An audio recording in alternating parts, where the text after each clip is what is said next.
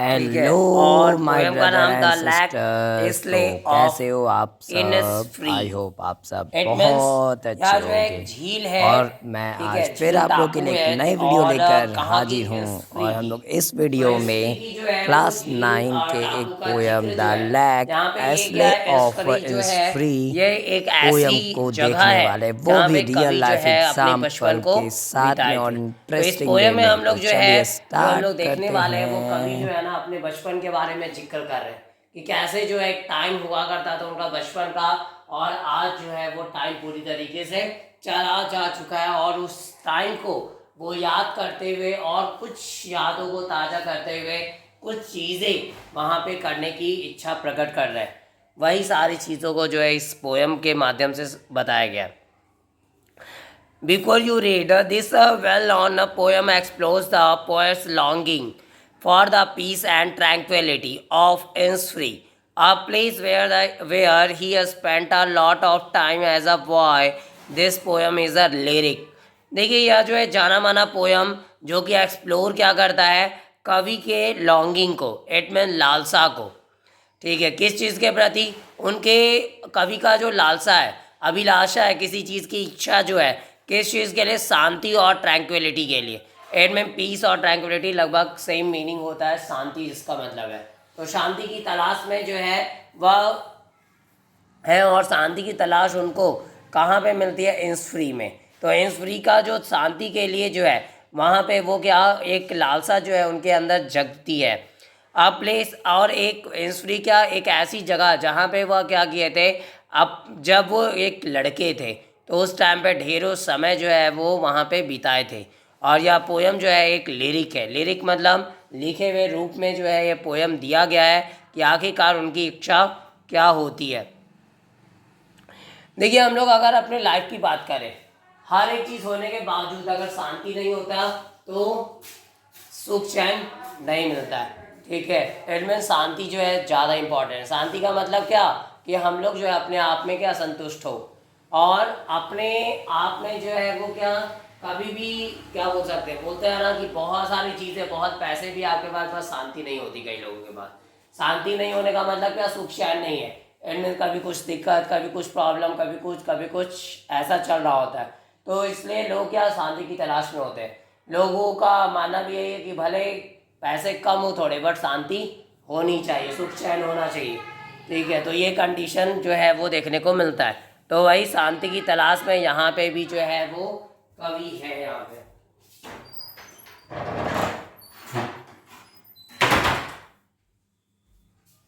तो यहाँ पे भी कवि जो है वो क्या है, शांति की तलाश में है, और वो अपनी उस जगह को याद कर रहे होते हैं। I will arise and go now and go to Innisfree, और मैं जो हूँ जागूंगा और जाऊंगा। और कहाँ जाऊंगा? इंस्फ्री जाऊंगा। And a small cave in build their of clay and waters made. अब वहाँ पे क्या करूँगा? जाऊँगा और वहाँ पे एक छोटा सा केबिन बनाऊँगा। केबिन का मतलब यहाँ पे क्या, एक रूम की जिक्र की गई है। मैं इंसफ्री जाऊँगा, वहाँ पे क्या बनाऊँगा? एक कमरा बनाऊँगा, और वो भी क्या होगी? क्ले की होगी। क्ले का मतलब क्या? मिट्टी का। और वैटर्स मेड, और वैटर्स का बना होगा। वैटर्स क्या होते हैं? नॉर्मली ट्विस्टेड स्टिक्स होती है, इनमें मुड़ा हुआ डंठल, क्या बोलते हैं, लकड़ी ये सब होती है। क्या करने के लिए? फेंस बनाने के लिए या दीवारों को बनाने के लिए यूज़ करते हैं हम लोग। ठीक है, देखे हो कि पहले की जो झोपड़ियाँ होती थी तो लोग क्या झोपड़ी जब बनाते थे तो ऊपर जो है बांस डाल दिया करते थे। ठीक है, एक फ्रेम पूरा तैयार किया जाता था और उसी को जो है ऊपर छपरा जिसको हम लोग बोलते थे, और वो बना दिया जाता था। उसके बाद जो है वो मिट्टी का क्या खपरा होता था, वो उसको जो है रख दिया जाता था उस पर, ताकि वो जो है वो रूम जो है या घर जो है वो गर्म ना हो। आगे खपरा वही मिट्टी का ही बना हुआ होता है, रेड कलर का। 9 bean rows will I have there, और वहाँ पे मेरे पास क्या होगा? 9 नॉट हो जो है बीन के रो होंगे, यानी बीन लगा हुआ वो खेत जैसा में 9 रोज देखने को मिलेंगे। अ ही फॉर द हनी बी, और हनी बी के लिए क्या? एक मधुमक्खी का वहाँ पे छत भी होगा। And live alone in the be loud glad, और अकेला रहूँगा जस्ट किसमें, बी लाउड ग्लैड में। बी लाउड ग्लैड का मतलब क्या है, यहाँ पे ग्लैड मतलब जो है ना वो खाली क्लियरिंग और जो ओपन खुला जगह जो होता है उसको दर्शाया गया है। तो बी लाउड ग्लेड जो खाली जगह है जहाँ पे बी ये सब में, वहाँ पे क्या मधुमक्खी ये सब मक्खी ये सब रहेंगे, वहीं पे मैं अकेला रहूँगा। And I shall have some peace there, और मेरे पास क्या होगा, वहाँ पे कुछ सुकून होगा, शांति होगी। For piece comes dropping slow, और जैसा कि शांति की अगर बात करें तो शांति क्या धीरे धीरे आती है, ऐसा नहीं कि शांति अचानक से आ जाएगा। ठीक है, शांति यहाँ पे कोई लड़की नहीं है, लड़की नहीं समझना है। तो शांति जो है यहाँ पे क्या, वो क्या 24 सुख चैन है, वो क्या डायरेक्ट आता नहीं है, वो धीरे धीरे जो है वो आ रहा होता है।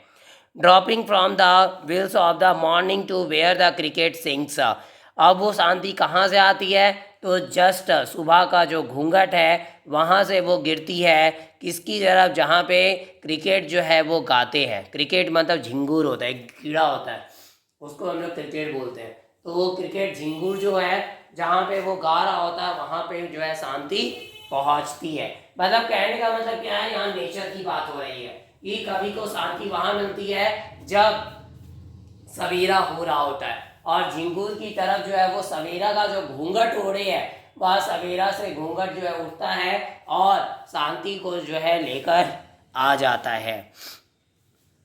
And there midnight's all a glimmer and noon a purple glow, और वहाँ पे मिड नाइट की बात करें, मिड नाइट मतलब आधी रात, वो क्या होती है, पूरी तरीके से चमकदार होती है, चमक होता है उसमें। And noon a purple glow, और दोपहर जो होता है उसमें भी पर्पल ग्लो होती है, चमक होती है। And evening full of the linnet's wings, और शाम भी जो होता है वो भरा होता है किससे, लीनेट के पंखों से। लीनेट क्या होता है, एक छोटा सा ब्राउन और ग्रे बर्ड होती है जो छोटे चोंच होते हैं उसके।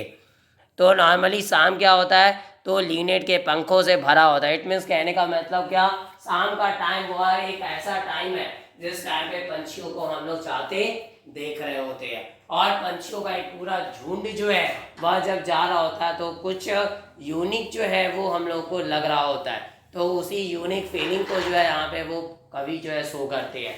तो कहने का मतलब यहाँ पे ये है ना कि नॉर्मली वह शाम का टाइम जिस टाइम पे जो है पंछियाँ क्या अपने घर को जा रहे होते हैं, वो टाइम ही कुछ अनोखा और अलग होता है। और शायद अब तो वो टाइम देखने को भी नहीं मिलता जल्दी, बिकॉज पंछियों की संख्या भी कम हो रही है हमारे दुनिया में। आई will arise and go now, और मैं जगूंगा और अब जाऊंगा। फॉर ऑलवेज हमेशा के लिए, नाइट एंड डे यानी रात हो और रात और दिन पूरे हमेशा के लिए। I hear the lake water lapping with low sounds by the shore, और मैं सुनता हूँ लैक वाटर को। लैक वाटर इट मीन झील के पानी को, जो क्या करते हैं एक धीमी आवाज़ के साथ वो टकराते हैं। वह तकरार जो है पैदा करते हैं, टकरार क्रिएट होती है बाय द शोर किनारे के द्वारा, यानी कि जो किनारा है वहाँ से। While I stand on the road वे और ऑन द पेमेंट ग्रे, और जबकि मैं खड़ा होता हूँ कहाँ पे, रोडवे पे या तो फिर पेमेंट ग्रे पे जब मैं खड़ा रहता हूँ। एडमिन चाहे मैं रोड पे खड़ा रहता हूँ या तो पेमेंट ग्रे पे खड़ा रहता हूँ, तब वह आवाज़ जो है मुझे सुनाई देती है पानी की। I hear it in the deep heart score, और मैं इसे सुनता हूँ जस्ट गहरे दिल के कोने से, दिल के गहरे कोने से मैं जो हूँ सुन रहा होता हूँ। तो नॉर्मली जो है यहाँ पे क्या बताया गया है कि यहाँ पे कवि जो है वह अपने उस पुरानी जगह को याद कर रहे, जहाँ पे वो अपने बचपन को स्पेंड किए थे, और उसी जगह पे जाने की कोशिश कर रहे हैं। वह सोचते हैं कि काश वो जगह मैं फिर से चला जाऊं, और वह यहाँ पे जाने का प्लान तक किए हुए हैं। देखिए बचपन की बात करें तो बचपन का एक ऐसा अनोखा टाइम होता है जिसको लोग जो है बड़े भले जो है हम लोग बचपन में चाह रहे होते हैं कि हम लोग बड़े हो जाए, बट बड़े होने के बाद फिर से चाह रहे होते हैं कि काश वो बचपन ही लौट आए, बिकॉज बचपन जैसा सुकून ज़िंदगी में कभी मिलने वाला है नहीं, मिलता ही नहीं है।